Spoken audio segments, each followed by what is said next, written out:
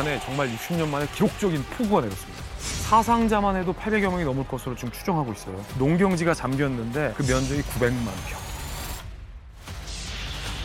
김정은이 이례적으로 직접 찾았어요. 이 위험천만한 수해 현장을. 선전용어로 항상 수해 현장을 써먹었거든요. 우리나라 국정원에서 김정은의 건강 이상설에 대한 이야기를 했습니다. 건재하다라는 것을 보여주기 위해서 더 과시하고 오버하기 위해서 이렇게 현장 시찰을 했다. 김정은에게 남은 기대 수명이 떴습니다. 오! 10월 말에 북한에 정말 60년 만에 기록적인 폭우가 내렸습니다. 그래서 이제 북중 접경 지역에 압록강이 넘쳤는데 이 넘친 양이 어마어마합니다. 그래서 엄청난 면적의 농지가 다 잠겼어요. 안 그래도 식량난이 있는데 수많은 농지가 잠겼다? 그건 앞으로 북한 주민들이 먹을 식량이 더 없어진다는 의미거든요. 사상자만 해도 800여 명이 넘을 것으로 지금 추정하고 있어요. 어마어마한 피해가 지금 북한에 입게 된 건데 너무 피해가 크니까 이 북한 매체들도 이걸 숨길래야 숨길 수가 없는 상황인 거예요. 그래서 이례적으로 북한 매체들이 피해 상황을 보도하기도 했거든요.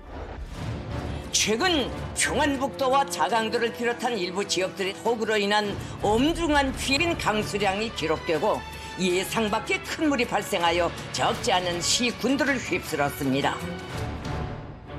위화도가 잠겨.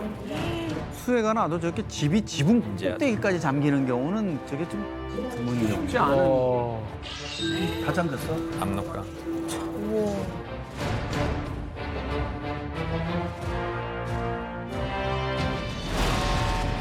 지난 7월 27일 우리나라의 북부 국경지대와 중국 측 지역에 기록적인 폭우가 내려 평안북도 신의주시와 의주군에서 5천여 명의 주민들이 침수 위험 구역에 고립되는 엄중한 위기가 조성됐습니다.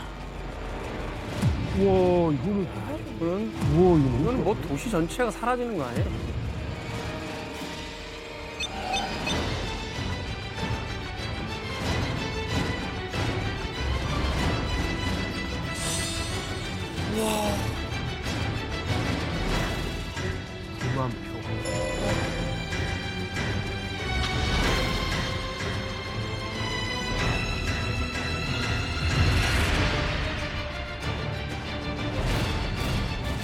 자, 이번에 비 피해를 가장 많이 본 곳이 바로 평안북도 신의주 지역이라고 합니다. 이 지역이 예전부터 비 피해가 많았다면서요? 여기가 이번뿐만 아니라 굉장히 비가 많이 와요, 여름에요.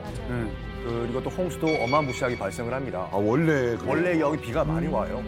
여기 얼마나 홍수가 자주 발생을 하냐면 여기서 한 번 났던 홍수가 우리나라 역사를 한번 바꾼 적이 있거든요. 신의주 앞에 있어요, 섬이. 신의주와 단동 사이에 있는 맞아요. 섬이에요. 네, 네. 압록강에 있는 하중도 섬인데 이 위화도도 이번에 그 홍수로 인해서 엄청나게 큰 피해를 입었다고 하거든요. 일단 사진 한번 보시죠.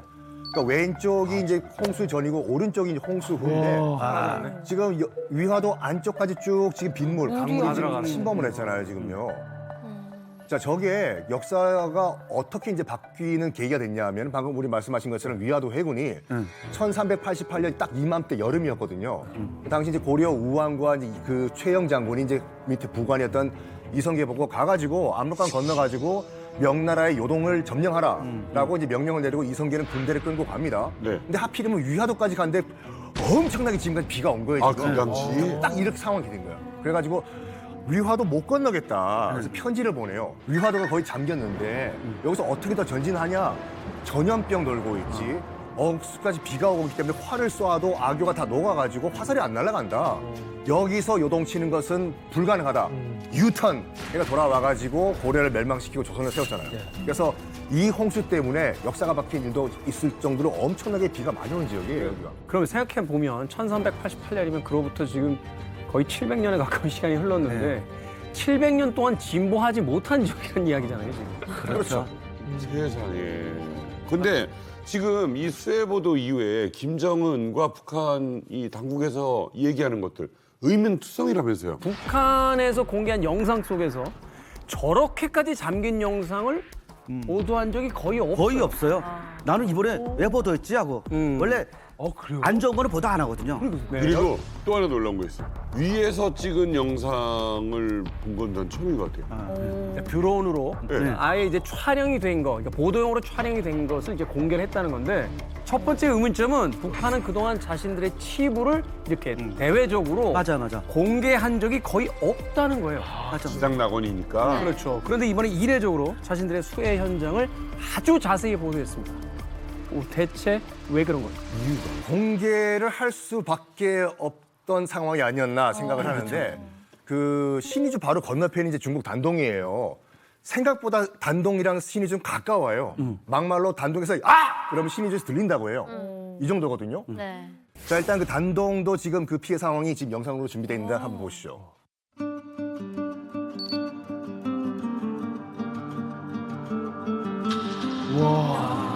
여기도 피해가 많고.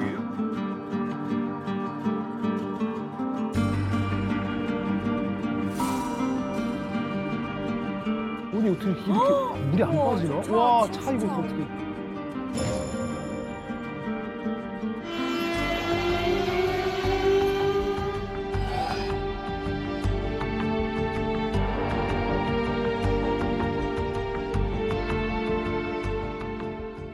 단동에 있는 지인한테 전화해서 물어봤어요. 상황이 어떻냐고 했더니 패키지 여행 다 취소됐고 네. 거기서 뭐 비즈니스 뭐 미팅 것도 다 취소됐고 엉망진창이래요. 네. 그래서 이걸 보고 이제 추론할 수 있는 게 뭐냐면 아니 바로 코앞에 단동도 이렇게 어마무시하게 피해가 났는데 당연히 신의주도 그 정도 더 피해가 났겠죠. 그래서 이제 그 북한 당국이 이렇게 계산했을 것 같아요. 우리가 아무리 숨기려고 해도 추산 때리면은 우리 피해가 다 드러날 건데 여기서 억지로 피해를 주려고 하지 말고 오히려 공개를 하자 국제사회. 그러면 적어도 우리도 이만큼 피해를 당했다라고 공개하는 정상 국가로 인정은 받지 않을까라는 계산이 아니었나 싶어요. 얼마 전에 북한에서 그 북한 주민들 북한이랑 연락한 소식을 들어보면은 기차 열차 사고가 나서 수천 명이 사망했다고 저는 알고 있어요. 그 소식통을 통해서. 근데 그런 거에 대해서는 아무런 보도를 안 하고 있잖아요. 근데 이거는 지금 딱 중국 옆이다 보니까 이거를 공개 안 할래 안 할 수가 없는 상황이에요. 왜냐하면 중국에 간 탈북자들이 사진 찍어 왔더라고요. 제가 그 사진을 보니까 북한 쪽이랑 다 사진 찍어 왔어요. 그러니까 중국에서 찍으면 너무나 뻔히 다 잘 보이는 거예요. 근데 이걸 어떻게 눈 가리고 아웅인 거죠. 그러면 어떻게 중국 때문에 어쩔 수 없이 그냥 공개가 좀 된 거네요. 웬만큼 덮을 건 북한이 다 덮어요. 그런데 김정은 시대에 들어서 덮을 수 없을 정도로 피해가 큰 자연재해의 경우는 김정은이 공개를 해요. 신의주와 의주군이 피해를 많이 입었는데 북한 매체 보도에 따르면 일단 물에 완전히 잠겨서 지붕만 나온 민가, 그러니까 수해 피해를 입은 민가가 4,100여 세대에 달한다고 북한이 공개했고요. 그리고 농경지가 잠겼는데 그 면적이 900만 평. 이거 감도 없다. 감도 없는 900만 평이 잠겼으면 북한 북부 지역에서의 생산량은 다 망했다라고 봐도 되는 거예요. 거기에다가 네. 김정은 전용 열차가 다니는 철로도 침수된 장면도 공개됐어요. 자, 즉 침수 전에는 선명하게 이 김정은 기차 정차 지역도 보이고 그 주변의 지형지물도 보이잖아요. 근데 침수 후에는 이렇게 완전히 철길이 침수된 사진까지 지금 공개가 됐습니다. 완전히 열차 길이 끊겼죠. 이렇게 되면 1호 열차가 더 진격을 할 수 없는 그런 상황인 거예요. 아이고. 침수된 농경지 넓이가 여의도의 10배에 달한다라고 하니까 북한이 이 피해가 어마어마한 거죠. 그런데 네. 우리 통일부가 가만히 위성 사진을 들여다봤어요. 정말 신의주랑 의주군만 피해를 입은 걸까? 그런데 아니에요. 북한이 공개는 안 했지만 윤아 씨 나온 자강도 출신이죠. 자강도와 양강도에도 엄청나게 큰 수해 피해가 있는 것으로 우리 정부는 현재 추산하고 있습니다. 그러니까 숨길 수 없는 북중 접경지에 대해 피해 소식은 밝히지만 그래도 조금 내륙 지방 숨길 수 있는 건 숨기는 거죠. 그 신우주나 우주는 그래도 이렇게 좀 뭐라 해야 될까요? 이렇게 평짜다 그래야 될까요? 랜드 자체가. 근데 자강도는 산악지대거든요. 그쪽에도 항상 물난리가 나요. 근데 자강도 같은 데 물난리가 나면 왜 더 위험하냐면 산이 뾰족뾰족하게 있는데 이게 산사태로 이어져요. 그래서 토사가 흘러내려옵니다. 그러다 보니까 군부대들 뭐 이런 뭐 위에 있는 데가 밀고 내려오니까 마을 전체가 흙더미에 이렇게 뒤집어 씌우면 이게 사람들이 이제 죽잖아요. 대부분 코, 귀 이런 데 이렇게 흙 같은 게 들어가서 죽는 시체들이 많이 발견될 정도로 자강도, 양강도 이쪽은 오히려 물난리 나면 더 심해요. 또 나무도 많지 않잖아. 많이 네, 많지 않고 그러니까 다 민둥산이 돼가지고 민둥산이니까 있잖아요. 그냥 쓸어내리지. 네. 거기도 물난리 많이 났어요. 무산 이런 데. 부산요? 부산은 뭐 말할 여지 없죠. 부산은 사실 그냥 이렇게 뭐 뚝이나 이런 게 없어요. 그냥 이게 강이라면 평평해요. 그러니까 물난리가 한 번 나면 뭐 집 그 잠기는 거는 말할 여지 없고요.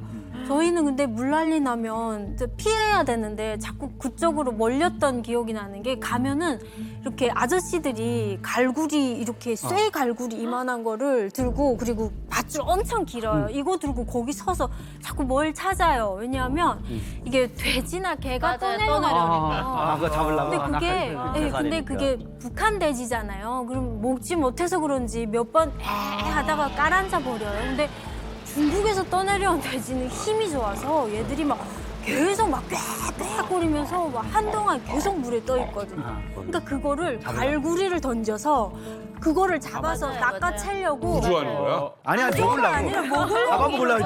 구조를 뭐 당장 배고파니까 돼지를 구조하고 있겠어. 구조를 왜 돼지를 해요? 우리나라는 구조하러 가는데.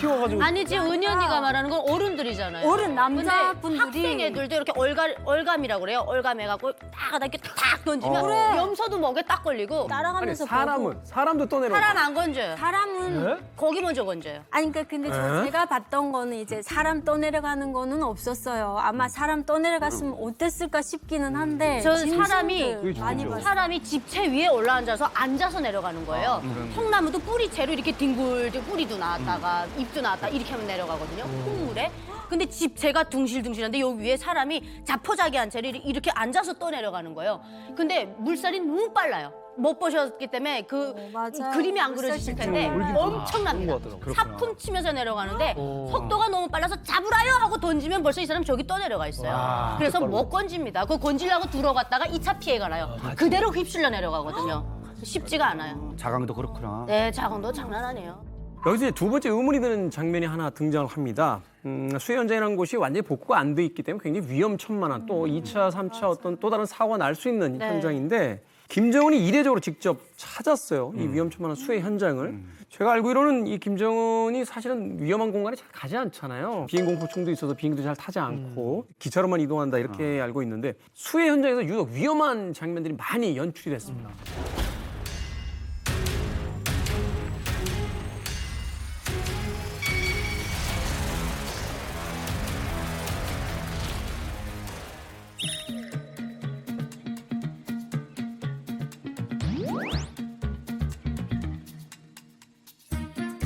김성은 동지께서는 침수 지옥을 돌아보시면서 인민들에게 보다 훌륭한 삶의 터전을 안겨주실 결심을 피력하셨습니다.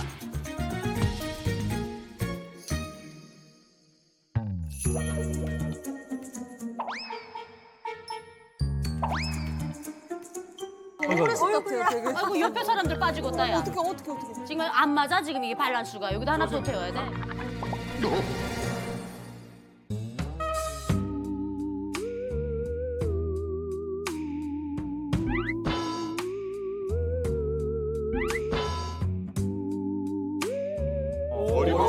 머리 어떻게? 번호가 잡혔다. 네.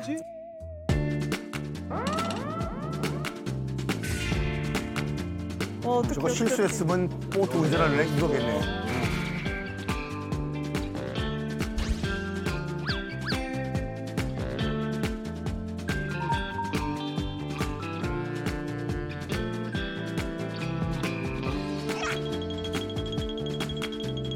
저 영상이 사실 고무보트가 나름대로 탄탄한 영상인데 김정은이 타면서부터 이제 문제가 생기기 시작했고요. 결국은 이제 이쪽에 조용원이랑 김덕훈 총리까지 해서 두 명이 앉았는데 균형이 안 맞으면서 네. 한 명이 더 현송월이가 사실 보이지 않지만 현송월이가 그쪽으로 옮겨 앉아서 균형을 맞추고 그다음에 이제 운전하는 이분이 앞에 가가지고 이제 엎드려가지고 이렇게 있는데 야. 저 소나무 밑으로 가는 거는 연출한 거는 아니에요. 이게 뭐가 좀 균형이 안 맞으면서 그쪽으로 들어가는 바람에 김정은이가 머리까지도 이렇게 돼서 상당히 좀 난감한 상황이 됐는데 북한 TV가 저거를 처음에 방영할 때는 내보냈다가 나중에 오후 방송 때는 저 장면을 편집해서 빼버립니다. 김정은 그냥 표정이 머리 안 좋아서? 만지는 장면만 나오는 거 보면 뭐가 저거는 좀 돌발 상황이에요. 저기를 일부러 코스로 찍었어요. 현지 시찰 코스로. 수령님, 여기가 원래 버스 정류장이었습니다. 나는 그걸 보여주려고 코스를 그쪽으로 해서 들어갔는데 김정은이 이쪽에 앉아 있으니까 무게중심 안 맞잖아요. 안 맞죠. 그래서 우리가 방금 본 영상에서도 그렇죠. 소나무 가지에 충돌하기 전 비포 애프터 영상을 보면 김정은 앞에 처음에 누군가가 없었어요. 이렇게 그냥 고무보트 끝 상단만 있었죠. 근데 부딪히고 나서 재빠르게 누군가가 앞으로 갔어요. 앞으로 가는 거는 이 앞쪽을 좀 무겁게 무게로 이제 누르기 위해서 낮은 장소에 이렇게 위험할 뻔했어요. 저 고무보트가 아까 우리 이영종 센터장님 비교적 안전한 장치라고 하셨잖아요. 우리 해병대원들 침투할 때 저 고무보트 타고 침투하거든요. 안전해요. 김정은이 탔기 때문에 불안해 보이는 거예요. 그래서 네, 앞에 무게중심 맞춰놓고 김정은 하나 안 치고 이쪽에 3명이 앉았거든요. 그래서 겨우 이제 무게중심 맞췄어요. 야. 아니 조종사 어떻게 할 거예요? 이제 조종사는 소나무에 이제 머리 탁 박은 순간 어떡해. 죽었다. 난 이제 결단을 내릴까? 이렇게 생각해 그냥. 그럼 결단 내려? 그러니까 이렇게 된 거예요.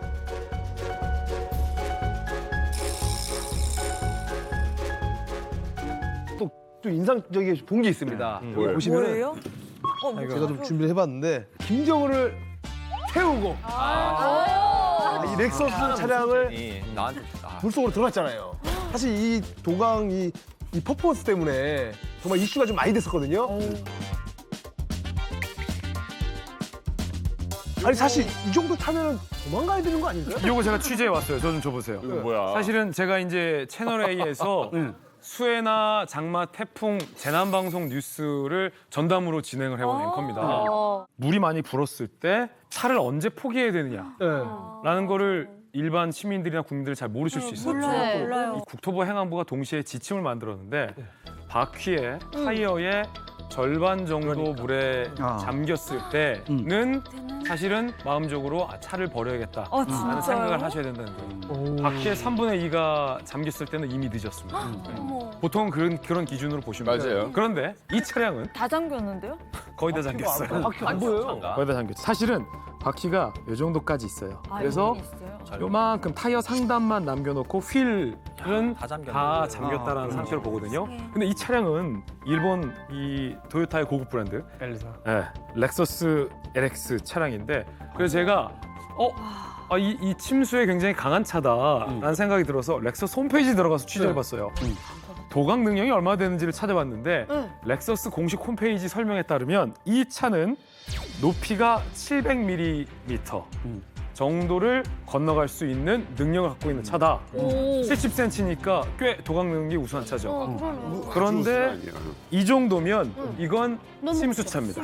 이건 도시명 침수차예요. 사실은. 이 정도 차는 사실 중고차로 팔 때도 침수차임을 고지하고 팔아야지 침수차 고지를 않고 판매할 때 우리나라에서 엄청난 과태료 처분을 받게 될 수 있는 사실상 침수가 됐다는 거죠.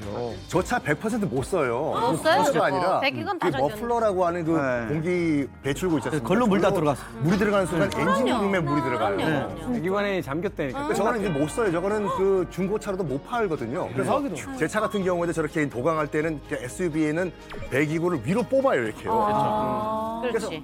저 사진을 보고 도대체 우리나라 네티즌들은 뭐 어떻게 반응을 했나 댓글을 한번 찾아봤더니 얼마나 무거우면 차가 안 떠내려가냐.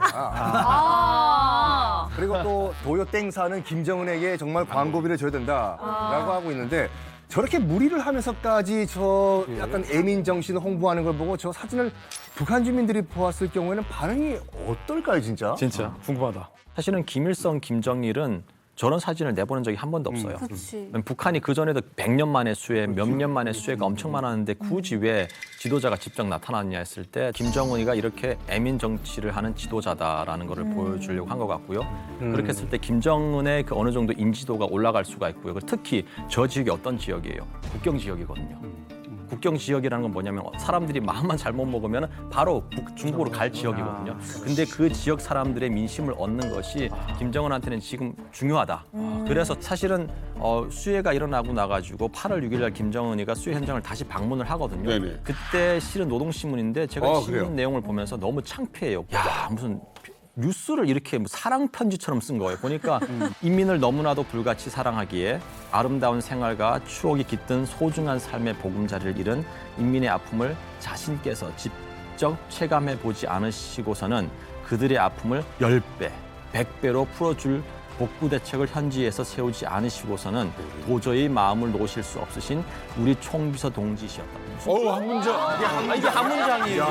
무슨 소리야 완전히. 숨차네. 그때 불현듯 경애하는 총비서 동지께서는 하신 고무단정이 소용돌이 물결에 밀려 한겨루로 금질하여 미끄러져 갔다. 그 순간 물에 잠긴 가로수와 나뭇가지들이 그이 앞에 얼기설기 드리워졌다. 아이고 그걸 또 놓치지 않고. 그러니까 이게 북한의 노동당 선전선동부가 나서가지고 김정은에 대한 찬양을 뭐 끝없이 이제 지금 경쟁하듯이 하고 있는데 물난리를 이 가지고. 글이 나온 지 한 일주일 뒤에 8월 12일 날 노동신문 기사도 거의 정점을 찍은 것 같아요. 제가 보니까 네. 정말 탐복한다. 이처럼 훌륭한 영도자를 모시고 있으니 조선인민이 왜 나라를 사랑하지 않겠나. 이런 나라가 강한 것은 이치에 맞는다. 아니 피해 복구를 해주고 이 얘기를 해야 되는 거죠. 김정은이 이제 지원물자 가지고 그 인민들 대피소로 직접 방문하는 이제 그 모습을 공개하기도 했거든요.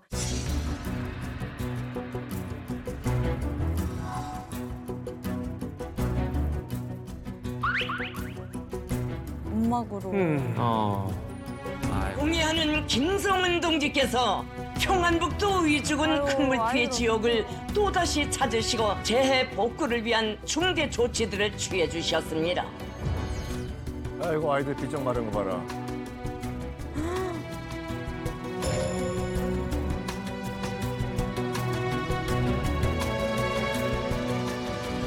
김성은 동지께서는 현지에서 형편을 더 구체적으로 요약하고 수재민들에게 도움이 될 국가적인 중대 조치들을 추가로 강구하기 위해 왔다고 하시면서 줘봐, 만세해야 된다니까?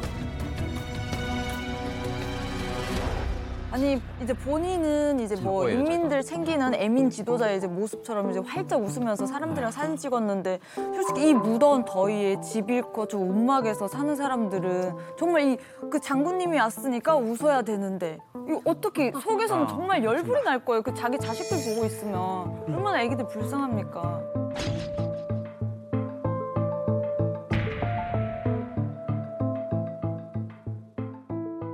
저 보도를 이제 자강도나 양강도, 함경도 쪽에 피해 입은 분들이 보잖아요. 그러면 속으로 욕해요. 왜냐면 김정은이 가기 때문에 저절난 천막이라도 쳐줬거든요. 북한 그런 거 없어요. 떠내려가면 그냥 길바닥에서 자는 겁니다. 가는 저 천조각도 없어요. 다 떠내려갔기 때문에. 그 나무를 이렇게 초가삼관처럼 이렇게 나무까지 툭툭 해놓고 그 밑에 들어가 비피하는 정도지. 저기라서 가능한 거예요. 이거 나름 이재민들을 위한 임시 거처를 만들어 놨다라는 걸 대내외로 과시하기 위해서 다시 찾아간 영상을 공개했는데 냉정하게 보면 이재민을 위한 천막을 꽤 규모 있게 북한이 잘했어요. 근데 사실은 이런 이재민을 위한 거처를 만들 때 제일 중요한 게 먹을 수 있는 산소가 공급되는가, 그다음에 전기가 공급될 수 있는가, 그다음에 세 번째는 의약품이 공급될 수 있는가라는 건데 지금 전기는 좀 일부 공급되는 것 같아요. 근데 물이나 의약품이 지금 전혀 공급되지 않는 것으로 파악이 되고 있거든요. 그러니까 이재민 거처를 북한이 여태까지 보여줬던 것 중에는 그래도 나름 규모 있게 꾸며놨는데 내실을 보면은 사실 엉망이다. 이게 화장실 문제도 굉장히 심각한 그럼요. 거예요. 그러니까 저곳에 화장실이 제대로 만들어졌을 가능성은 제로예요. 심지어 평양에 15,000명을 데리고 이주해라. 김정은이 뭐 이런 지시까지 했다라고 15,000명. 선전하고 있는데 평안북도와 자강도, 양강도의 수해 지역 주민들이 평양에 도착했습니다. 경애하는 김정은 동지께서 몸소 숙소에 나오시어 수재민들을 따뜻이 맞아주셨습니다. 원수님께 자기들이 좋아하는 음식들을 꼽아가며 조조마다 아뢰이는 아이들의 모습은 친아버지 앞에서 오리광을 부리는 응석바지들의 모습 그대로였습니다. 아니 세 회장님 그 네. 수재민 현장에서 이 주목할 만한 사진이 하나 있다고. 그렇죠. 단지 이게 애민이다, 뭐 주민을 사랑하는 또 이런 이미지에 그쳐서는 김정은 입장에서는 별로 얻는 게 없을 거예요. 그렇죠. 근데 그거를 김정은은 뛰어넘어서 과거의 김일성, 김정일과 달리 내가 이 재난, 수해나 뭐 이런 것들을 충분히 컨트롤하고 내가 수습할 통치 능력이 있다. 이런 걸 보여주기 위해 가지고 애쓰는 모습들이 나타나고 있습니다. 그래요? 그러니까 몇 해 전에 사실 황해도 해주에 협동농장에서 수해가 났을 때도 엘사의 그 SUV 그 당시로는 신형이었는데 저건 직접 몰고 나온 그러고 거예요. 났어. 저 당시에는 뭐 주민들이 인민들이 뭐 이 위험한 곳에 가지 말려고 그랬는데 논두렁 뻘을 직접 달려서 네. 왔다. 이런 걸 통해서 이제 과시하는 거고 저렇게 이제 작년 수해 났을 때는 또 직접 들어가서 허리춤까지 물이 차는데 들어가 가지고 하고 또 간부들을 실책하고 뭐벼 알을 지금 또 헤아려 보고 있잖아요. 이렇게 살펴보면서 식량을 걱정하는 모습들 이런 것들을 보여주는 거죠. 그러니까 이번에도 사실 현장에 들어가서 직접 진두지휘를 하면서 물에 떠내려갈 것 같은 그런 위험을 감수하면서 뭔가 이 사태를 수습하기 위해서 총력을 기울이는 지도자 이런 거를 보여주려고 지금 애를 쓰고 있는 거예요. 아니 어떻게 보면 이 주민들은 어떻게 보면 생사가 왔다 갔다 하는 이 와중에 네. 이거를 좀 정치적으로 좀 이용하려고 하는 건가요? 그렇죠. 사실 우리랑 굉장히 좀 다르지 않습니까? 우리는 이렇게 딱 나면 항상 천재지변이 일어나도 이건 인재입니다. 맞아요. 뭐가 원인이 이런 겁니다. 미리 라고 하고 대비하지 그다음에 않아. 정치인이 거기 가가지고 쇼를 하면 또 욕을 하잖아요. 뭐 하는 짓이냐. 뭐 하는 거야? 라고 하는데 그래서 공산주의권에서는 그게 아니라 이 인재도 일단 천재지변으로 만들어요. 이거는 뭐 당과 지도자가 어쩔 수 없는 사태가 벌어진 거야.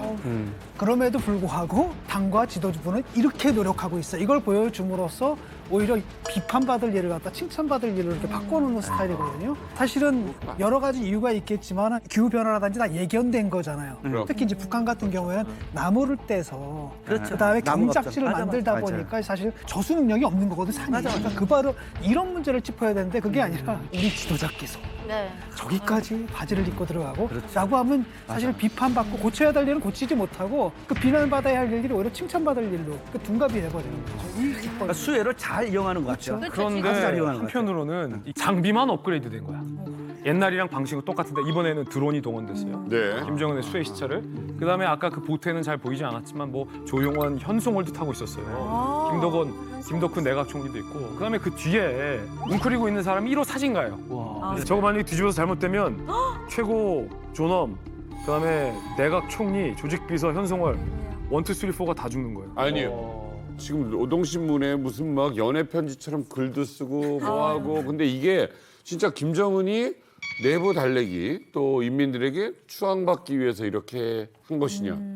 북한에서 모든 사진 한 장은 미국과 대한민국이 보고 있다고 의식하는 곳인데 그렇다면 뭘 얻으려고 한 것이냐? 도와주세요. 우리 비 피해 났어요. 우리 좀 지원 좀 해주세요. 이제 좀 제재 좀 풀어주세요. 이런 걸 원하는 게 아니라는 거죠. 그렇죠. 재난 극복의 리더십이라든가 뭐 내부적으로 애민 정치 이런 것들을 과시하는 것뿐만 아니라 어떤 재난 상황에 대해서 지금 지원이라든가 이런 부분을 김정은이 말로는 지금 자체적으로 뭘 하겠다고 얘기를 하지만 이거 쉽지 않은 거 알고 있거든요. 너무 이번에 규모가 크기 때문에. 러시아가 푸틴이 지원하겠다 그랬는데도 안 받겠습니다가 아니라 지금은 필요 없지만 나중에 저희가 필요하면 우정 어린 친구들의 뭐를 받겠다 이렇게 얘기를 하지 안 않습니까? 받겠다 그러진 않았구나. 네, 여기서 세 번째 이제 의문점이 듭니다. 북한의 수해 보도 이후에 우리 정부가요.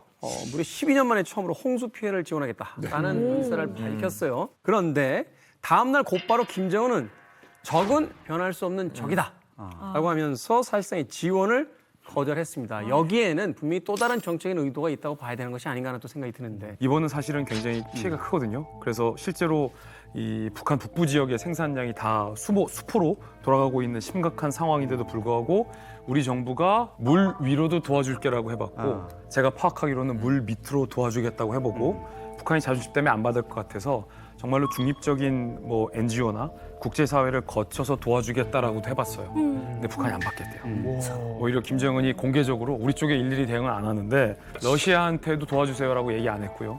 국제사회가 지원해주겠다는데도 사실은 무응답으로 북한이 일관하고 있거든요. 이 말은 북한이 내부적으로 대량 발생한 이재민 사태를 해결할 수 있다는 자신감이나 능력이 있다기보다는 안중에도 없는 거예요. 네. 코로나, 몇 년 전 코로나 때 북한에서 사상자가 굉장히 많이 나왔어요. 그때 우리가 약 준다고 했을 때도 북한이 안 받았어요. 식량난일 때 문재인 정부 때도 우리가 쌀 준다고 했는데도 네. 안 받았어요. 북한의 유일한 관심은 국제사회로부터 어떻게 대북 제재를 해제하는 것에 관심이 있는데 이렇게 조금씩 김정은이 생각할 때 별거 아닌 이런 걸로 국제사회에 하나씩 신세해지면 정말 김정은 집거 그 일가가 원하는 대북 제재 해제에서 북한이 요구할 수 있는 게 낮아진다라는 걸 생각하는 것 같아요. 이런 걸로 이른바 명분 쌓기를 내주면은 정말 큰 걸 북한이 요구할 수 없다라는 판단 때문에 사실은 북한이 이런 일체의 지원을 거절하고 있는 것으로 많은 전문가들은 보고 굶어 죽어도 주민이 내가 굶어 주는 건 아니니까. 그러니까 지금 아까 뭐 김진 기자님 말씀하신 것처럼 코로나 때 정말 전 인민들이 다 죽을 뻔한 상황에서도 I don't care지 않습니까? 뭐 죽으면 죽지 이거였는데 지금 솔직히 말해가지고 평안북도 일부 지역에만 좀 수해 지역이잖아요. 거기 몇 명만 죽으면 되는데 뭐 우리가 국제사회에 손을 벌리냐 이거지 않습니까? 오히려 김정은 같은 경우에는 이거를 우리가 이 기회에 똘똘 뭉치자라는 자력갱생의 그 정치적 기회로 악용을 하고 있는 것이 아닌가 싶어요. 그래가지고 지금 연일 지금 뭐 피해 복구 상황을 보도를 하면서 당원과 청년들이 열렬하게 지금 현재까지 30만 명의 이제 그 당원들과 청년들이 가가지고 돕고 있다라고 하고 있고 지난 8월 6일에는 평양에서 김정은이 직접 평안북도 수해 복구 현장에 동원되는 백두산 영웅 청년 돌격대 진출식에 참가까지 했습니다. 관련 영상 보시죠.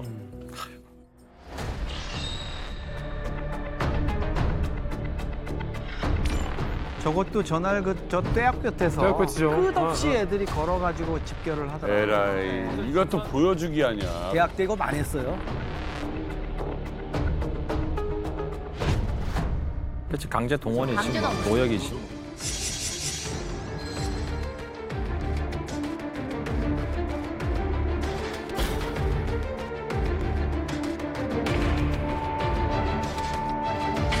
아 진짜 짜증난다.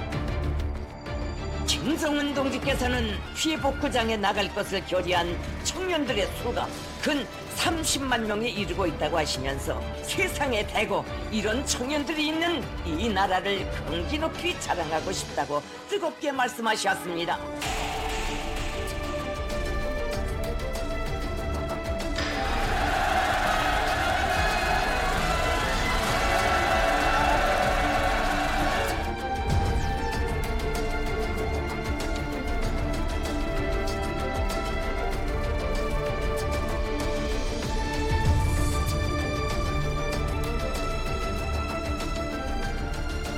아 진짜 저 지역에서 어릴 때 이제 물난리를 겪어보고 막 하면 2시간에서 4시간 기다리는 것도 힘들어요. 그 시간에 지금 저기 평양 모일 게 아니라 거기에 빨리 보내야 되는 그러니까 지금. 말이에요. 그리고 저 인원이 이제 가잖아요. 저 인원이 먹고 자고 하는 거 만드는 거부터 또 일이에요. 수재민이 그걸 해요. 왜냐면 수재민들이 어떻게 하냐면요. 돌격대가 밖에서 들어오잖아요. 그럼 없는 쌀 강냉이 가져다가 그거 먹여야 될 거 아니야. 먹여야 돼. 결국 그 사람들이 부담인 거예요. 그러네 먹을 거 가져가지 않을 것 같아 또. 네. 지금까지 어떤 상황을 보면 이번 사태에 이제 북한식 괴벨스가 하나 붙은 것 같아요. 이 수해가 났는데 이걸 그냥 놔둬서 위기로 가느니 자, 여기에 이제 위대한 김정은 지도자의 영도력이 가미가 돼서 이걸 가지고 돌격대기 자원해서 30만 명을 꾸려지고 현장에 가서 수해를 복구하는 장면이 연일 보도가 되고 그래서 마침내 이 피해를 다 이겨냈다 하는 것까지 하나의 이제 서사를 만드는 그런 과정인 것 같은데 일단 그런데 가장 의심스러운 건 말씀해 주셨다시피 과연 저 30만 명의 인원이 자발적으로 모인 건지 이게 참 궁금한데. 근데 저건 진짜 절대 자발적으로 안 가고요. 다 강제 동원이에요. 그치. 막 저희 학교 같은 경우에 옆에서 보면 그 막 염색해서 잘못된 친구들 막 바지 청바지 입는 그런 친구들이 다 붙잡혀가지고 그런 친구들 끌어가거나 아니면 진짜 그냥 그런 사람들. 네, 그냥 무직업자들 그리고 또 다 데려가거나 그 공부하는 멀쩡한 사람들은 막 끌어갈 이유도 없고 그냥 그렇게 할 일 없이 돌아치는 사람들을 다 끌어가거나 억지로 끌려가서 막 아까 막 울고 네, 막 다 그러기. 징역이라고. 우리가 대학 다닐 때 가기 싫어서 울어? 실제로 진짜. 북한 평양에 문수거리라고 있어요. 수고리 있죠. 네. 83, 4년대인데 제가 동원대에 있었어요. 그러니까 북한에서 뭐 동원 안에 있으면 일단 군대를 먼저 동원해. 뭐 잘하면 덜격대. 그다음에 대학생. 그래서 평양에는 대학생이 다 동원돼 6개월 동안 수업 안 하고 거기 가서 문수 아파트를 지은 거예요. 대학생들이 여기에는 아파트 지을 때 보면 이렇게 세멘트를 위해서 쏘잖아요. 네. 북한은 그게 안 되기 때문에 블록고 이만한 거 들고 올라가. 문제는 비 올 때 올라가다 2, 3초에서 떨어지는 거예요. 그런 애들 많이 봤어요. 대학생들이니까. 대학생들이. 뭘 알아? 올라가. 그리고 뭐 하냐면 배수 파이프 하려고 파는데 그거 엄청 깊이 파요. 그러면 빨리 하려면 뭐냐면 거기다 자본주가 도급제를 줘. 요만큼 파면 빨리 들어가. 그러니까 미치듯이 파는 거야. 문제는 파놓고 다음날에 가는데 비가 내리면 파다가 그냥 묻혀. 빠져들고. 죽고. 그래서 6개월 동안 했는데 자발적이 뭐 있어? 가라니까 가는 거지. 돈도 안 줘. 그래, 먹을 거도 거기에 이렇게 밥도 가져왔는데 밥에다 국밖에 안 줘. 거기서 막 먹고. 그래서 거의 강제죠, 거의.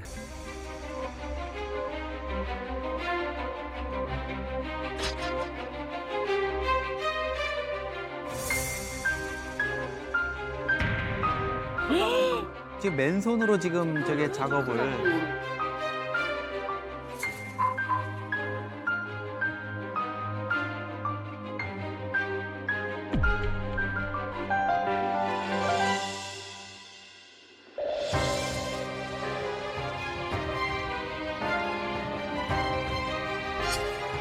저 하루 종일 시켜요. 해 넘어갈 때까지. 여성분들이 저거를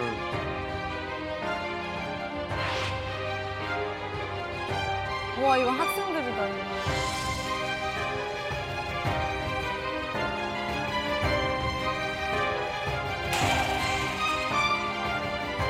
뭐야?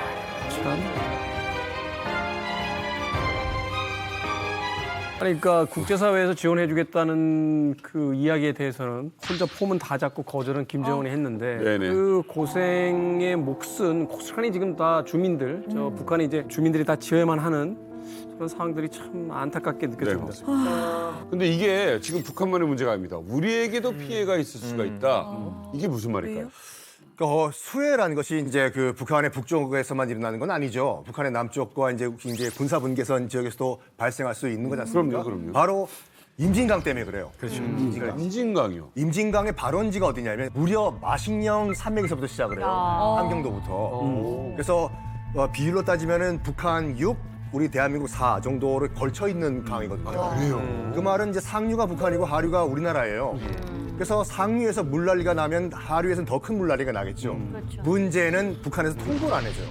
상류 지역에서 물난리가 나도. 그럼 얘기를 해줘. 그래서 이제 북한에서도 이제 그 임진강 홍수 통제를 위해 가지고 이제 환강댐이라는 걸 만들었어요. 환강댐을 만들고. 근데 문제는 환강댐에서 물이 찰 경우에는 방류를 하잖아요. 그럼 미리 우리 측에 통보를 해줘야 되잖아요. 우리가 하류니까요. 통보를 안 해줘. 북한답네. 그래가지고 이 환강댐을 대응하기 위해 가지고 우리도 군사 분계선 밑에 이제 군남댐이라는 걸 만들었는데, 그러니까 이 환강댐이랑 군남댐 사이가 한 56km가 돼요. 문제가 뭐냐면은 이 환강댐이 이제 방류를 시작을 해요. 통보를 안 했죠. 네. 이게 우리 측에 군남댐 도착하는데 한 8시간이 걸리는데 더 심각한 건 뭐냐면 여기서 환강댐 문을 열었어 지금. 몰라요 우리는. 네. 언제 아냐면 물이다 하면서 엄청난 물이 군사 분계선을 넘는 순간 얘들이 그럼 시간이 군사 분계선부터 군남대까지 도달을 하는 시간은 30분밖에 안 돼요. 빨리 오네. 위험하잖아요. 그러니까 통제가 안 돼요. 그래서 이제 그 일부러 그러는지 아니면 모르고 그러는지 우정 수시로 그러는 무시로 북한에서는 그 환강댐을 그냥 열어버려요. 통보도 안 하고. 뭐 저수량이 어마무시한 것이 이제 군남댐의 저수량이 5배에 달하는 3억 5천만 톤을 지금 보관하고 있거든요. 이게 몰려들면은 엄청난 피해가 발생을 하는데 심지어는 뭐 지난 8월 3일에도 환강댐이 무단 방류가 돼가지고 아이고. 우리 행락객들 긴급 대피를 했었습니다. 실제로. 위험하잖아요. 엄청 위험하죠. 그러니까 이게 얘들은 그냥 열어버려. 열어. 우리 몰라. 대비가 안 돼 있고. 그렇죠. 넘어오는 순간부터 아는 것 우리 데뷔할 때까지는 30분밖에 없어요. 와.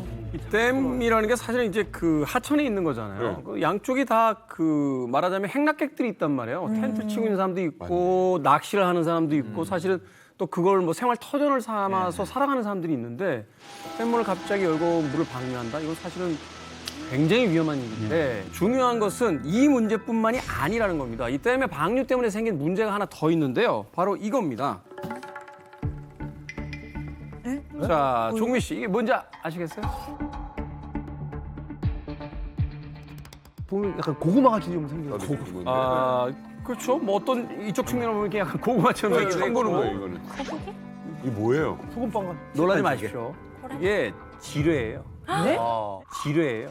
네? 지뢰입니다, 지뢰. 네, 이게 이제 소위 이제 나뭇잎 지뢰라고 이제 불리우는 건데 북한에서 이제 댐을 방류하게 될 경우에, 그러니까 말하자면 홍수가 나잖아요. 그럼 앞서 말씀드린 것처럼 북한의 그 지역에 경계선 군사분계선 지역에 묻혀서 있던 이 지뢰들이 같이 유실이 되면서 이게 강을 따라서 우리 지역까지 이제 내려온다.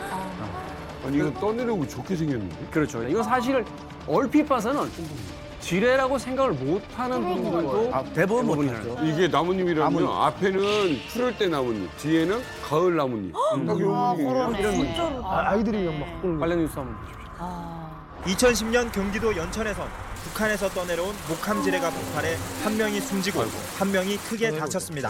야, 진짜 북한 때문에 여러 사람 고생한다. 어떡해.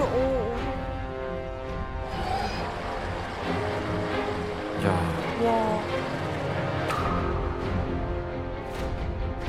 나뭇잎 모양의 지뢰등이 섞여 있어서 진짜네? 진짜 우와, 이렇게 진짜네? 생겼네? 나뭇잎 모양의 지뢰등이 섞여 있어서 군 당국은 해당 지역 주민들의 각별한 주의를 당부했습니다. 세상에. 엄청 세네.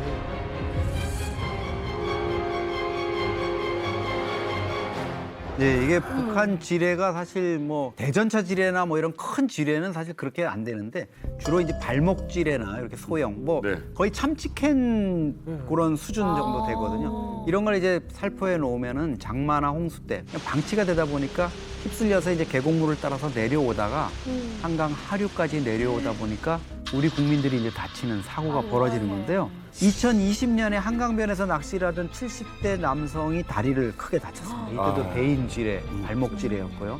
다음엔 2021년에서도 한강하구에서 환경 정화 활동을 하시던 분이었는데 50대 이분이 그냥 다리를 또 다쳤어요. 그리고 2010년 연천에서도 같은 사고가 있었고. 근데 북한이 이제 우리가 보도를 들었지만은 최근 들어서 휴전선 일대에서 다시 또 대남 적대 정책 때문에 지뢰를 새롭게 살포하고 있고 국제기구에서 지금 이 지뢰 살포 중단하라고 북한이 그러니까. 얘기를 하는데도 그냥 무차별적으로 지금 뿌리고 있어요. 그래서 여름철 폭우, 집중호우에 쓸려 내려올 가능성이 있기 때문에 특히 하천변, 해안변 이런 데서는 좀 주의를 하셔야 돼요. 이건 고의성이 너무한데요. 이거보다 실제로는 조금 더 작습니다. 모자가요? 네, 휴대전화 크기 정도 돼요. 휴대전화 크기 정도. 거의 조금 더 얇고. 네.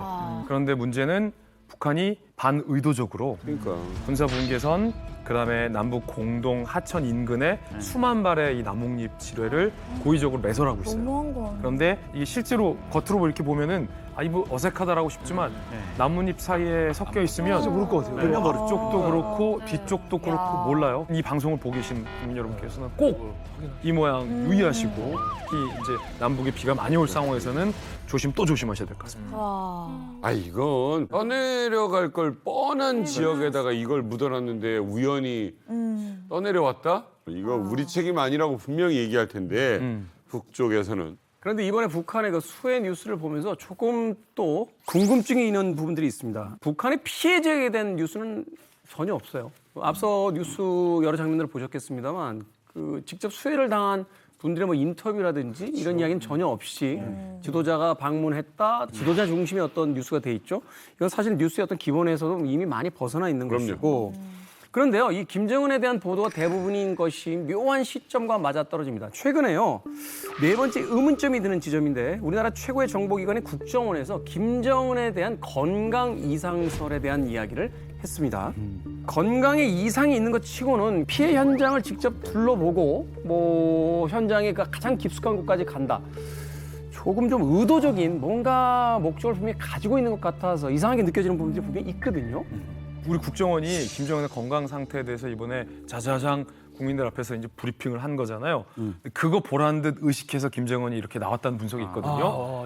예전에 참 재밌는 점은 우리 이제 언론들이 김정은 측근 중에 누구가 예를 들어 숙청이 됐다, 아니면 뭐 지역으로 유배가 갔다라는 보도가 나오면 일주일 안에 보란 듯이 북한이 TV에 출연시켜요. 김정은 옆에서 다시 건재하게 보좌하는 모습을 보여줘요. 그만큼 이 대한민국 언론을 북한이 매우 의식하고 있다라는 측면이 여러 가지 보였거든요. 근데 하물며 본인의 건강 상태에 대한 보도와 국정원의 이 브리핑이 나왔어요. 그럼 김정은 입장에선 가만히 있으면 왠지 모르게 저것들이 정확하게 맞췄네 라는 것을 시인하는 모양새가 될 수 있잖아요. 그래서 무리하는 거예요. 보트도 타고 야, 저 담배 피고 불면증이야 라고 하니까 보트 위에서 괜히 담배도 피고.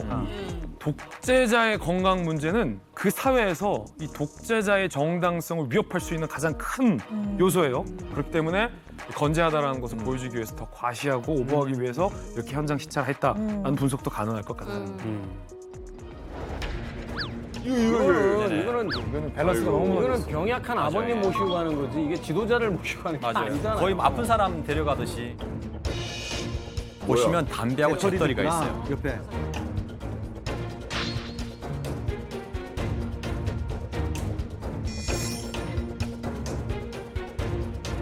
그러니까 나 건강 아무런 문제 없어. 나 담배까지 잘 피운다. 라는 그런 과시를 하기 위한 거고요. 두 번째는 국내용으로는 자기 권위를 과시한 거예요. 자기 옆에 담배와 잿더리를 놓은 것은. 지금 물난리 나가지고 배 타고 지금 막 거의 전쟁 분위기인데 담배를 피우고 있어요, 거기서. 그러니까 이게 말도 안 되는 씬인 거예요, 정말. 그런 걸 보면서 두 가지로 이제 김정은의 그 건강에는 아무런 문제도 없다라고 외국에 보내는 메시지와 국내적으로는 나 당신들의 수령이야 라는 걸 이제 보여주는 권위적인 장면이라고 봅니다. 국정원에서 이렇게 공식적으로 발표를 했다는 거는 이 김정은의 건강 이상에 대해서 어느 정도 증거를 확보했다는 거 아니냐 이런 생각이 들어요. 김정은이 30대 초반부터 고질병이 있었어요. 비만 상태가 심각하다 보니까 고혈압하고 당뇨병이 심했습니다. 그런데 김정은의 집안에는 가족력이 있어요. 뭐죠? 심혈관 질환. 그런데 고혈압과 심혈관 질환은 최악입니다. 이 조합이. 그래서 아버지, 할아버지 다 돌아가셨잖아요. 김정은도 이 두 개가 지금 현재 조합돼 있는 상태라 매우 위험한 상황인데 거기에 플러스 또 하나 이번에 또 나왔는데 기존에 먹었던 고혈압, 당뇨병 약이 안 들었는지 아니면 더 센 약이 필요했는지 몰래 해외에 나가 있는 이 북한 당국자들이 김정은의 고혈압과 당뇨약을 기존에 쓰던 약이 아닌 신약을 찾고 있는 동향까지 우리 국정원이 파악을 했습니다. 지금 그 김정은이 백방으로 구하려고 하고 있는 약 중에 하나가 이제 오젬픽이라는 약이 있어요. 뭐야? 오젬픽이 원래는 당뇨 치료제로 개발된 이 오젬픽이 이제 이걸 맞으니까 살이 빠지더라. 근데 여기 불을 지핀 사람이 하나 있어요. 일론 머스크가 몇 년 전까지만 하더라도 굉장히 뚱뚱했어요. 일론 머스크가. 근데 갑자기 살이 확 빠진 거예요. 이게 미국에서 일단은 보도가 되니까 너도 나도 이 약을 사가지고 일단 미국에서 동이 나버렸어요, 이게. 본인도 지금 이게 건강에 문제가 있으니 살을 빼야겠다라고 하는데 스스로는 못 빼는 거야. 못 빼지. 다른 한편으로는 김정은이 사약노루에서 채취한 성분으로 만든 링거를 맡고 있다는 얘기도 있습니다. 사약노루. 그 사약노루라는 게 사실 사슴과에 속하는 동물로 우리나라에서 이게 천연 기념물이잖아요. 그래서 이 그 성분이 사약노루를 한 마리를 잡으면 거기서 30g 정도만 얻을 수 있다고 합니다. 그래서 엄청나게 비싼데 이게 나름대로는 그 효과가 있었던 모양입니다. 그래서 링거를 맞고 나서 뭐 효과가 좀 있었는지 자기 부하들한테도 이거 한번 맞아보라고 이렇게 권하고 다닌다는 얘기를 하고 있답니다. 그러니까 한편으로는 술 끊고 담배 끊고 운동하고 하면 될 문제인데 되게 힘들어요. 그게 힘드니까 이제 이런 식으로 비싼 약재들 수입해다 쓰는 거죠. 지금. 김정은이 건강이 나빠져서 이 신약을 찾는 거라면 혹시 이 신약을 못 찾았을 때 혹시 안 좋은 상황까지도 갈 수 있는. 그럼요. 지금 통상적인 방법으로 해결을 못한다 그러면은 북한 입장에서는 좀 답답한 상황이 갈 수 있죠. 그러니까 뭐 군부 쿠데타라든가 주민들의 봉기라든가 하다못해 뭐 젊은 세대들이 한류를 즐기는 문제 이런 것들이 북한 체제를 위협할 수 있다고 우리가 얘기하지만 사실 가장 현실적이고 북한 입장에서 당면한 위협. 김정은이 누구보다도 자기 건강 상태는 제일 잘 알 테니까 야 이대로는 이거 곤란한데 이런 게 있을 겁니다. 김일성 같은 경우에는 아들인 김정일이가 한 20몇 살 때 74년의 후계자로 내정해가지고 94년 죽을 때까지 20년 동안 트레이닝을 시켰잖아요. 그러면은 김정은 입장에서도 자기가 갑자기 권력을 물려받아서 이렇게 어려웠던 걸 생각해보면 자기 후계자한테는 적어도 김주애나 이런 애들이 지금 한 10살쯤 됐으니까 한 40 정도 됐을 때 그러면 본인이 한 70까지 정도 살고 넘겨주고 이게 가장 이상적이라고 생각할 거예요. 근데 만약에 지금 10년도 앞으로 못 산다? 지금 건강이 40살인데 50대, 60대 가서 좀 힘들어진다 이러면 북한의 권력을 유지하는 가업을 계승하는 데도 문제가 생긴다. 이게 좀 김정은 입장에서는 건강 문제가 가장 큰 걱정일 수 있을 겁니다. 실제로 이제 작년에 김정은의 신장이 한 170cm에다가 몸무게가 140kg이 넘고 김정은이 앓고 있는 여러 가지 질병, 고혈압, 당뇨, 그로 인한 합병증, 뭐 통풍 뭐 이런 것들을 한 미국에서 개발한 수명 예측 프로그램에 입력을 해서 김정은의 남은 수명이 얼마인지를 도출해보는 뭐 실험 내지 보도가 있었어요. 그런데 그때 김정은에게 남은 기대 수명 몇 년으로 떴을까요? 한 10년도 안 됐겠나? 10년? 10년? 12년? 12년. 그런데 놀랍게도 김정은에게 남은 기대 수명이 3년 떴어요. 김정은이 만 40세잖아요, 지금. 여러 가지 최악의 상황들이 겹친다면 만 42세에는 돌아가실 거다. 김정은 건강 진짜 이상했다. 자, 여기서 김정은을 실제로 7번이나 대면해서 만났던 사람이 있습니다. 이 쿠바 주재 북한 외교관 리일규 참사가 했던 증언입니다. 김정은의 건강에 관련된 이야기입니다.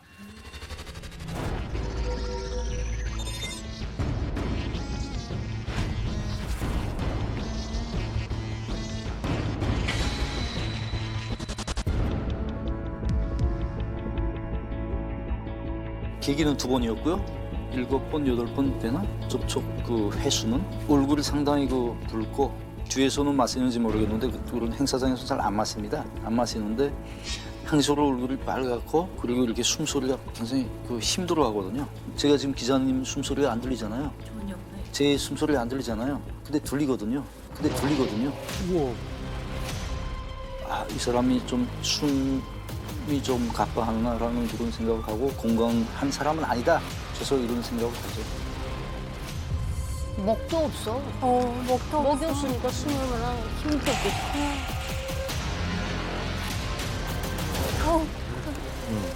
리일규 참사가 직접 김정은을 대면하고 느낀 점을 인터뷰해 준 거예요. 그런데 리 참사 얘기를 들어보면 낯빛하고 숨소리 이 두 가지 때문에 김정은을 대면한 사람은 직감한다는 거예요. 건강 상태가 매우 심각하다라는 건데 특히나 리 참사의 말대로라면 애주가로 알려져 있는데 자기가 직접 대면해 봤던 김정은은 이 공식석상에서 술을 그렇게 많이 마시지 않는다.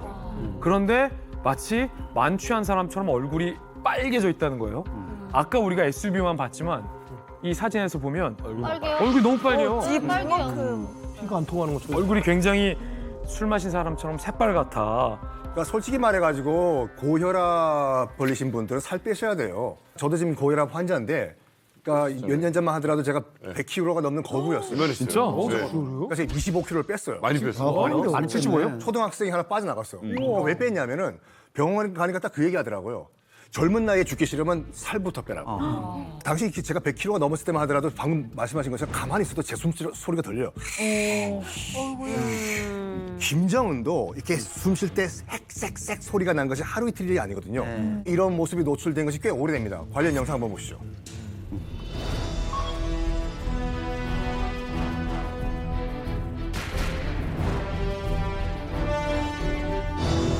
축산기지들과 양어장, 남세원실과 버섯 생산기지, 드넓은 청춘과원들은 인민생활 향상을 위한 귀중한 미천입니다.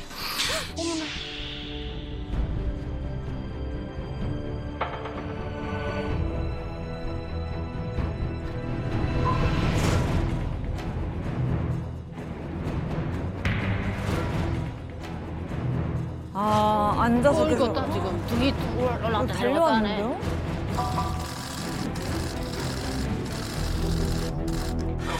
숨지 않았습니다. 네, 뭐 아주 이 정도.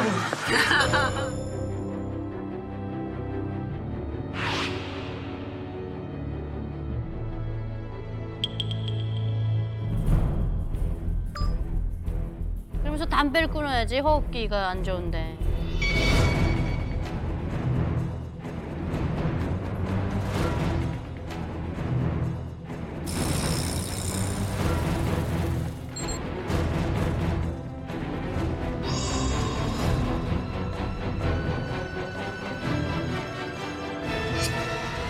자, 뭔가 이상해요.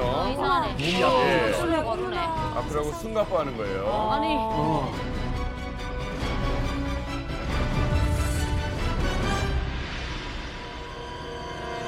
너무 힘들어가지고 막 표정이 힘들어하고 있죠. 저기 아까 우리 제일 처음 본 영상이 이제 2016년도에 조선노동당 제7차 사업총화 보고 때 모습인데 그때 이제 김정은이 A4 용지 70장 그러니까 약 7만 자 분량을 읽었는데 아까 보신 것 같이 거짓말 안 하고 4초마다 걔 심호흡을 했어요. 네. 근데 지금부터 44년 전에 할아버지 김일성이 당시에 68세 거의 70대가 된 노인임에도 불구하고 5시간에 걸친 연설을 정말 거뜬하게 소화한 걸 비교해 봤을 때 지금 40살밖에 안 된 저 김정은의 건강 상태가 얼마나 심각한 건지 우리가 알 수가 있는 거죠. 사실 저희가 이제 40살 청년을 두고 지금 건강을 이런 얘기를 한다는 것 자체가 참 안타까운 이런 상황인데요. 여기 계신 대부분이 저 김정은보다 나이가 많아요. 예. 김정은의 건강 얘기를 하고 있으니 우리가 8월 초에도 수해 현장을 가서 그 천막 안에서 이렇게 얘기를 하는데 무척 더웠거든요. 그리고 천막이라는 게 이제 뙤약볕에 있고 이런 상황인데 김정은이 땀을 뻘뻘 흘리면서 있다가 혼자 일어서질 못해요. 일어나질 못해서 부축해서 이렇게 세우는 이런 장면들이 그냥 여과 없이 방영되는. 물론 그것도 이제 나중에 좀 야 이거 부정적인데 빼 이러면서 빠질 수가 있을 거고 특히 이제 제가 봤던 상황 중에서 가장 결정적인 거는 2019년 4월에 김정은이 러시아를 방문해서 열차에서 내려가지고 목적지를 향해서 가는데 러시아 기자가 갑자기 카메라를 또 마이크를 들이대는데 너무 가까이 들이댔어요. 근데 김정은이 불과 한 2-30m 걸어왔거든요. 근데 말을 못할 정도로 이러는데 네, 이번 국경에서부터 이렇게 이자도 말씀드렸지만 뜨거운 러시아민들의 뜨거운 환대를 받으면서 이번 방문이 매우 유익하고 성공적인 방문이 되며 그때 그 통제받지 않은 상황, 뜻밖의 상황에서의 모습을 보면 김정은의 그 진짜 상태가 적나라하게 나타나요. 영상을 보신 분들 다 느끼셨겠습니다만 정상적인 활동이 거의 불가능할 만큼 이제 숨이 차합니다. 이렇게만 본다라면 김정은의 건강 실제로 분명히 이상이 있다 이렇게 확신할 수 있는 거 아닌가요? 그러니까 뭐 숨차는 거 말고도 또 눈에 보이는 그 김정은의 건강 이상 상태를 볼 수 있는 증거가 하나 있는데요. 4년 전만 해도 왼쪽 볼에 작은 뾰루지가 하나 있어요. 근데 지금 보니까 대왕 뾰루지가 됐어요. 엄청 커졌네요. 그렇게 커졌어요? 뾰루지가 작년부터 급속하게 커졌거든요. 이런 눈에 보이는 이런 건강 이상 징후도 저희가 볼 수가 있습니다. 근데 저게 왜 커진 거야? 본인이 일부러 키우고 있는 거 아닌가? 그걸 왜 키워 저거? 부담바라도 아니고. 그건 진짜 무슨 문제가 있는 게 아닌가라는 좀 생각이 나올 것 같은데. 이게 이제 의사들에 따르면 한 3가지 정도 가능성이 있다고 합니다. 하나는 이제 단순한 사막이고요. 또 하나는 뭐 피각일 가능성이 있고요. 세 번째는 각질 가시 세포종일 가능성이래요. 사막이거나 피각일 경우 큰 문제가 없는 겁니다. 이제 피각은 여기서 이렇게 동물에게서 이렇게 뿌리 나는 것처럼 정말 뿌리 자라는 형상이래요. 근데 거기까지도 큰 문제 없고 제거만 하면 되는데 문제가 이제 3번째거든요. 각질 가시 세포종. 이거 좀 이제 암 비슷한 거 아니겠습니까? 그래서 이걸 가만 놔두게 되면 이게 점점 번져가지고 피부암으로 갈 수가 있다고 합니다. 그래서 만약에 3번째 가능성이라고 한다면 이건 이제 건강상으로 굉장히 큰 문제점을 안고 있는 거죠. 근데 보면 김일성이도 이렇게 허기 큰 거 있었거든요. 맞아요. 근데 김일성이가 처음에 크지가 않았어요. 요만했다 점점 엄청 커졌거든요. 많이 커졌는데 근데 그걸 자르지 않은 게 김일성이는 되게 신적인 존재인데 그렇지. 감히 누가 의사가 주영님 혹 자릅시다 할 수가 없잖아요. 혹 잘랐다가 만에 하나 무슨 문제가 되면 안 되기 때문에 건드리지를 못하는 거예요. 그러니까 약을 그러니까. 억제하고. 그러니까 저게 이제 그 우리가 김일성 시신을 해부를 하지 않는 이상 알 수가 없잖아요. 근데 그게 이제 지방종일 가능성이 높다고 해요. 그러니까 문제가 뭐냐면 이게 혈관 지방종이 돼버리면은 이게 안쪽에 혈관이 생겨버리는 거거든요. 다른 부위에 있으면 괜찮은데 이게 얼굴에 있으면은 혈관을 잘못 건드리면 이게 과다출혈로 죽을 수가 있대요. 그래서 김일성 같은 경우에도 차라리 그냥 놔두자가 된 건데 이게 유전성이 있다고 해요. 그래서 할아버지가 지방종이 생겼으면 손자도 지방종이 생겼을 가능성이 있다 이건데 실제로 이거 잘못 건드렸다가 죽은 사람도 있어요. 그 조선의 효종 아시죠? 북벌 효종. 효종도 이 당뇨병 때문에 생긴 지방종인지 모르겠지만 얼굴에 큰 혹이 하나 생긴 게 있거든요. 이거를 짤까 말까 하다가 터트립시다 한 거예요, 이거를. 터트리고 며칠 후에 바로 죽었어요. 과다출혈. 실제로. 그래서 안 건드렸구나. 그래서 그래, 건드렸구나. 뭐 북한도 조선왕조실록이 있으니까 그걸 뭐 이거 건드릴 바에는 차라리 놔두자라고 한 게 아닐까라고 추측이 가능한 거죠. 자, 김정은의 기대 수명이 2년이다, 3년이다. 어쨌든 뭐 5년 이내다라고 하면 김정은은 후계자를 좀 만들어 놓자. 라고 할 텐데 요즘 들어서는 이제 아들 있을 거다라는 얘기는 점점 없어졌어요. 김주애한테 좀 집착하는 그런 분위기가 있어요. 그렇죠. 지난 7월 29일 날 이제 국정원이 국회 정보위 보고에서 김주애가 후계 수업 중이다.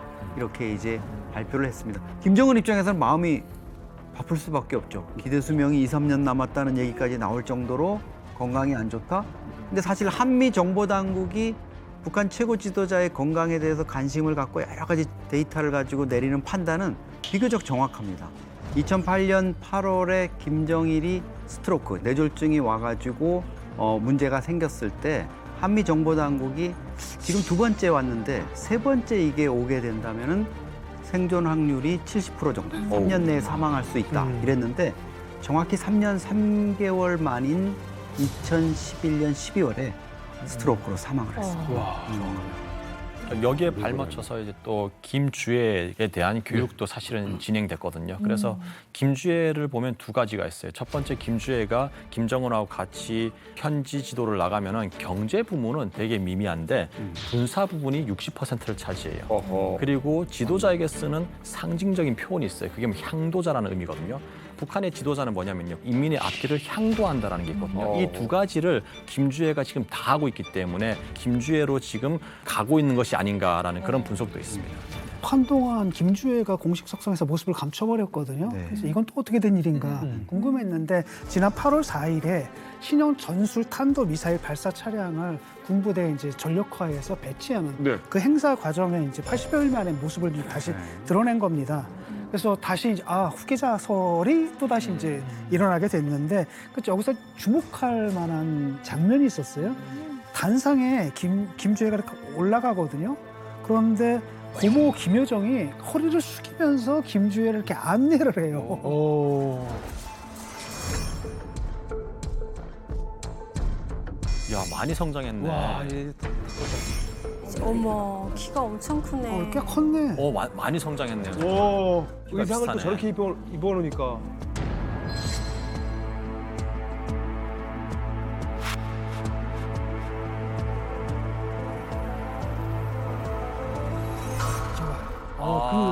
안내를 하는구나. 와.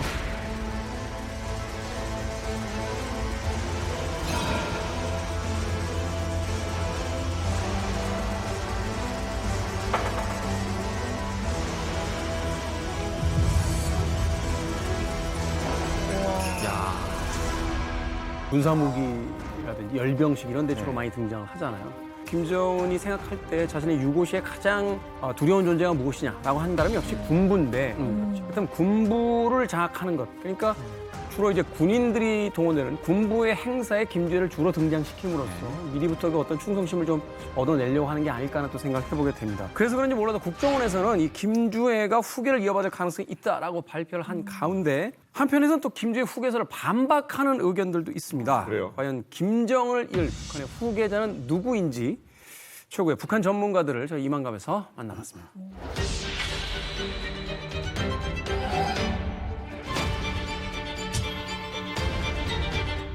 북한 김주애에게 보여주고 있는 의전은 이미 김정은이 김주애를 사실상 후계자로 내정했음을 보여주는 거거든요. 2022년에 김주애를 맨 처음 등장시켰을 때부터 김주애에게 사용된 명칭을 보면은 존귀하신이라는 표현이 그렇고 또 존경한이라는 표현을 어린 김주희에게 사용을 하고 있는데 이미 김주희에 대한 개인 숭배가 시작이 되고 있고 저는 우선 그 유력한 후보자는 김주애라고 생각합니다. 근데 김주애는 시도 진행한 지도자분나 그런 표현은 없거든요. 향도나 그런 사랑한다거나 그런 거 나오는 것 자체가 좀 후계자의 가능성이 있다고 그런 증거라고 생각합니다. 김주애 같은 경우에는 정통성도 없고 지금 이 시점이 김정은 위원장 한데 후계자를 준비시키거나 또는 백성들한테 각인시킬 만큼 중요한 혁명이 계승 그런 시점이 아니거든요. 지금 김정은 위원장한테 필요한 거는 후계자가 아니고 자기가 수령이 되는 거. 자기 배지도 만들었고 20승 10정책이라는 걸 내가지고 업적을 만들어서 인민들 앞에 내가 수령으로서의 위상을 찾겠다. 지금 그 과정인데 자기 쪽으로 모든 게 집중돼야 되는데 후계자 쪽으로 돌리겠다? 조금 김주애 이런 보도가 많지만은 저는 큰 아들이 지금 현재 해외에 유학 중일 것이다. 지금 그 나이에 김정은, 김여정도 함께 나가서 스위스에서 유학했잖아요. 그 첫째 아들은 해외 유학 중이기 때문에 신분을 감추고 있는 것 아닌가 이렇게 봅니다.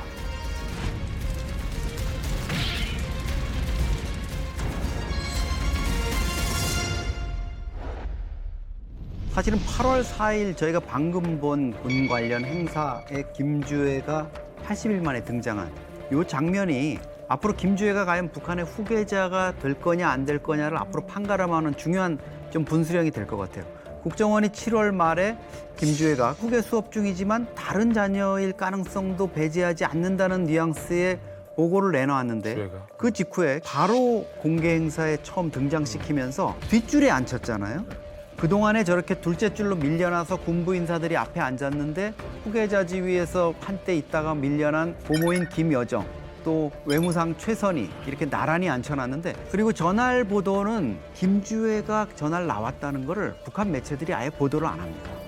그러니까 북한이 뭔가 후계 관련해가지고 지금 간복이라 그럴까요? 네. 좀 뭔가 외부의 시선을 의식하고 주민들의 시선을 의식해서 좀 수위 조절을 하면서 뭔가 좀 관망을 하고 있는 이런 상황인 것 같아요. 김주애가 저는 후계자 수업을 받는 것처럼 보일 뿐 실제로는 아닌 것 같은 게 북한에서는 남존여비 사상이 정말 강해요. 진짜 이 재떨이가 여자란 말이에요. 근데 그런 여자를 최고 지도자 자리에 앉힌다는 거는 불가능할 것 같고 그냥 이렇게 보여져서 김주애를 내보냄으로 인해서 무언가를 숨기기 위한 방패가 아닐까라는 생각이 들어요. 저는. 근데 저도 박지원 씨하고 비슷합니다. 그러니까 아들이 있으면 무조건 아들이 되는 거고. 근데 아빠 입장에서 딸이 예쁘니까 계속 데리고 나올 수가 있거든. 북한은 뭐 김정은이가 마음대로 할 수 있는 나라니까.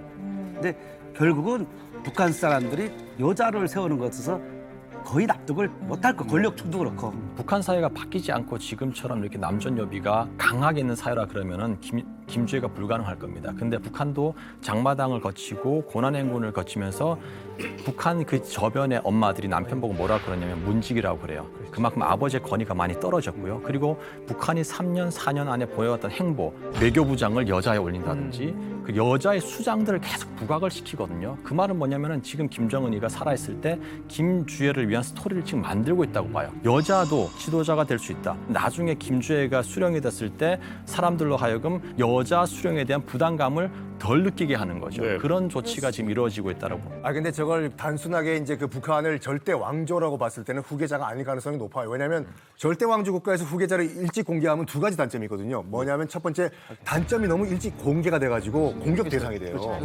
두 번째는 다음 권력은 얘잖아요. 왕이 아니라 이쪽으로 그 권력 줄이 라인이 붙어버려요. 간단한 예로 이제 청나라 같은 경우, 중국 같은 경우에는 뭐가 있냐면 태자 밀건법이라고 해가지고 현 황제가 다음 황제를 절대 살아생전 얘기를 안 해요. 왜냐면 내 다음 황제는 얘다라고 하는 순간 이쪽으로 줄 서버리잖아요. 완전 줄 서버리고. 그래서 다음 황제는 누구다라는 걸 쪽지에 써가지고 두 장을 나눠요. 그리고 한 장은 자금성 위에 있는 천장에 숨겨놔요. 그리고 한 장은 내 품에 숨겨놓습니다. 그리고 내가 죽으면 이거 맞춰보라고. 다음 황제는 내가 이게 쪽지에 적어놨다. 이게 태자 밀건법이거든요. 이 정도로 절대 왕조 국가에서는 다음 권력자를 공개를 안 하는데 이렇게 쉽게 후계자를 일찍 공개할까? 아니라고 봐요. 사실 생각해보니까 김정일 집권 시기에도 김정은은 스위스 유학 가서 철저히 이제 비밀에 붙여져 있었잖아요. 우리나라 국민들 중에서 아마 김정은이라는 인물이 있다는 걸 알고 있었던 사람이 거의 없어요. 탤런트밖에 없었어. 북한에서도 몰랐어요. 그러니까 북한에서도. 누나가 그 고등학교 선생인데 갑자기 국가법이 와서 난리가 나서 한 명은 그냥 잘렸어요. 근데 왜냐면 김정일이한테 자식이 있다는 걸 누가 얘기를 한 거야. 그러니까 우리 누나도 들었고 만데 그게 국가법에 알아가지고 조사하러 와가지고 그 먼저 누설한 사람 있잖아. 그 사람은 선생 잘려가지고 어디 간지 없어졌어요. 그러니까 그 정도로 저희도 김정은이가 있는 줄 몰랐어요. 그래서 그런 걸까요? 전 국정원장인 박지원 전 의원은 김정은이 아들을 해외 유학 보냈고 그 사실을 은폐하기 위해서 김주애를 지금 일종의 하나의 쇼맨십으로 동원하고 있다 이렇게 이야기를 했는데 왜 이렇게 서두르냐라는 건데 그거는 김정은 건강설 빼고는 설명이 안 돼요. 왜냐하면 이 모든 게 불필요하거든요. 불필요하죠. 왜냐하면 김정은도 굉장히 급하게 한 거거든요. 원래는 김정일 같은 경우에는 몇십 년, 70년대부터 한 20년에 걸쳐가지고 수계 구도를 만들었는데 이건 그냥 급하니까 자기가 급하니까 김정은이 그냥 빨리 데려다가 바로 노출시켜가지고 바로 했단 말이죠. 그런데 지금 이렇게 한다는 거는 큰아들이 있다 하더라도 그 큰아들이 우리가 알 수 없는 어떤 사유에서 후계자가 될 수 없는 사정이 있는 거다. 그렇기 때문에 지금 두 번째인 딸임에도 불구하고 김주애를 내세우는 거다. 이렇게 보는 게 저는 아직까지는 유력한 가설이라고 생각을 해요. 제가 2020년에 대한민국으로 입국한 분을 만났는데 이분이 항해도에서 오셨어요. 근데 항해남도에 과일군이라는 고장이 있어요. 거기 과일이 정말 유명한 곳인데, 과일? 네, 과일이 너무 많이 나서 김일성, 김정일 때부터 그 과일군의 현지 지도를 많이 나갔어요. 근데 거기 과일군에 갔더니 과수원 앞에 벽화가 하나 있더라는 겁니다. 근데 벽화에 보니까 남자아이가 이렇게 사과를 따는 장면을 벽화로 그려놨더라는 거예요. 그래서 동네 사람들한테 전 무슨 벽화입니까? 이렇게 물어봤더니 존귀하신 자제분의 벽화다. 그러니까 그건 김정은의 첫째 아들이라고 그 동네 사람들은 다 알고 있더랍니다. 그래서 이제 그 아들과 김정은이 내려와서 사과 따는 그 장면을 벽화로 해놨고 그때 내려왔을 당시에 $100씩 그 주민들에게 이렇게 선물까지 줬다. 이런 얘기를 하더라는 거죠. 그래서 이 북한 안에서는 그 과일군 안에서는 그럼 결국은 첫째 아들 13살 정도 됐다라고 알고 있더라고 이분은. 그러니까 그때 당시 벽화까지 그려놨으면 아들이 있다는 거예요. 그러니까 교수님 말씀하신 것처럼 뭔가 문제가 있지 않는 이상 아들이 있는 건 맞는데 왜 김주애를 공개하는지 진짜 이게 아이러니한 거죠. 야담은 정윤아야. 저는 거짓말하는 거 아닙니다. 벽화가 있는데 네. 사과 야 사과를 이렇게 따는 장면이. 진짜 싫어 같다. 저 이야기는 뭐 어쩌면 몇 년 안에 사실 여부가 판가름 날 수 있는 나야지 이야기고. 알겠죠. 저는 윤아 씨 얘기 중에서 첫 번째 거는 좀 구미가 좀 당겨요. 뭐에 또 넘어가신 거예요? 그 벽화 얘기. 벽화에 낚였다고. 저희의 그 아픈 추억이 있기 때문입니다. 왜요? 사실은 국정원도 그렇고 언론도 그렇고 김정은의 후계 문제를 열심히 그 추적을 하고 있을 때 김정은이가 후계자가 될지 안 될지에 대해서 아무도 몰랐어요. 첫 대형이 김정철이가 될 거라는데 결정적으로 그 단서가 포착된 거는 사실 대만의 한 사진 작가가 평양 근교의 한 협동농장을 방문했다가 거기 협동농장 입구에 있는 벽화에 김정은 동지 후계 이런 부분과 관련해가지고 촬영해온 사진이 있거든요. 그 사진을 그 친구가 SNS에 올렸는데 그 사진을 보고 저희가 알은 거예요. 김정은이가 후계자가 된다. 힌트가 거기 있다고요? 이름이 박혀서 돼 있는 거예요. 그러니까 북한이 뭔가를 공식적으로 어나운스하기 전에 뜻밖의 우리가 정말 예상하지 못한 무슨 그 협동농장의 어디에 그림으로 그려놓은 이런 게 그때의 추억이 갑자기 떠올라요. 그분은 그걸 정확하게 기억하고 있더라고요. 사진을 좀 찍어오라고 좀. 그러게요. 그거 알았으면 사진 찍어왔을 텐데. 근데 사실 요즘 북한 주민들은 누가 후계자가 되든 관심이 없어요. 왜냐하면 애초에 김정은이 등장했을 때도 뭐 스위스 유학파잖아요. 아, 우리 북한도 이제 달라지겠구나. 세상이 변하겠구나 했는데 하나도 달라진 게 없고 그냥 더 안 좋아졌잖아요. 그들 입장에서는 누가 되든 이제 뭘 해주던 관심이 없어요. 먹고 살기 힘든데 뭐 아무나 하라지 이런 입장인 거죠.